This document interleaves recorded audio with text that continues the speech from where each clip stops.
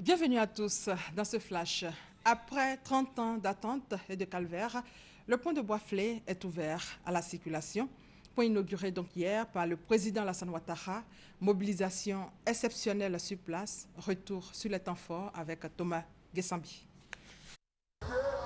Aucune hyperbole n'est suffisante pour qualifier l'effervescence qui a entouré l'inauguration du nouveau pont de Boisflé. Deux exigences du temps, créateurs de rendez-vous et de symboles. Recevoir à nouveau Alassane Ouattara, président de la République, le temps d'un mandat. Voir et réceptionner le nouveau pont de Boisflé, attendu avec une foi éprouvée depuis des décennies. Deux exigences du temps qui ont fait tirer des masses de leurs préoccupations habituelles pour converger vers la Maraoué ou Bandama Rouge qui était à l'honneur. Pour ce qui apparaît comme événement de taille en ce début d'année à l'intérieur du pays, le défi de la mobilisation aura été visiblement relevé. Si bien qu'on peut poser la question qui n'y était pas. La République y était, avec elle, ses animateurs et ses symboles. Qui a manqué à l'appel, en tout cas par les têtes couronnées de la région, par les femmes, acteurs de développement de la Maraoué. Pas en aucun cas les jeunes, avenir du pays, à qui il faut léguer les fondamentaux du développement. Et qui étaient absents à ce rendez-vous de Boisflé, pas ceux qui veulent être témoins des grandes réalisations d'un homme, Alassane Ouattara. Gouro, Youré, Ayaou, Malinké, ressortissants de la CEDEAO, pour ne citer que ces premiers concernés, tous dans leur diversité, dans leur dissemblance créatrice, comme la diversité de couleurs faisant la beauté d'un tapis, se sont retrouvés et ont chanté. Quand c'est beau, c'est la Maraoué, et la Maraoué, c'est chez nous. On peut le dire, ce n'est qu'une préfigure de ce que sera la visite d'État très attendue du président dans cette région.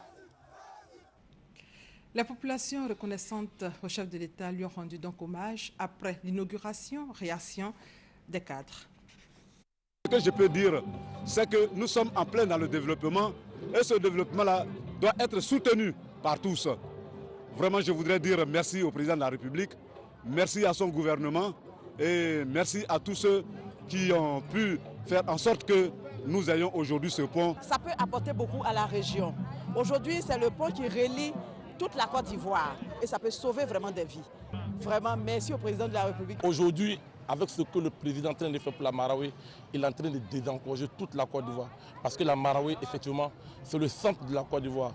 Donc nous sommes très très heureux, nous sommes très contents. On n'a rien à dire.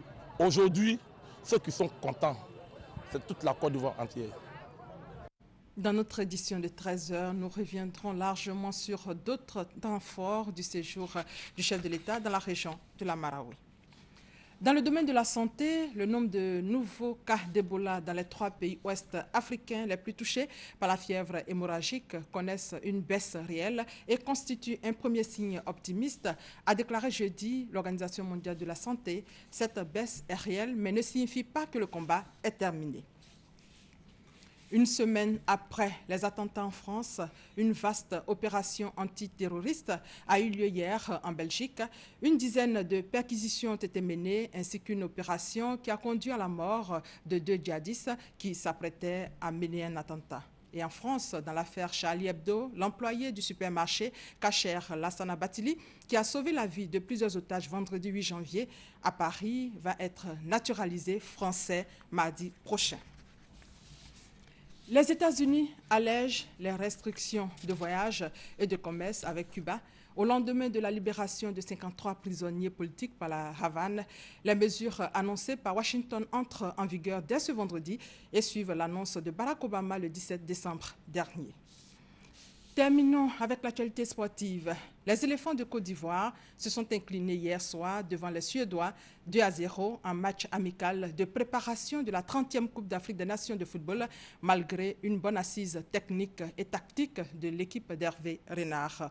La CAN, il faut le signaler, s'ouvre demain samedi en Guinée équatoriale. Et c'est la fin de ce flash. L'actualité revient plutôt à 13h. Merci de votre fidélité.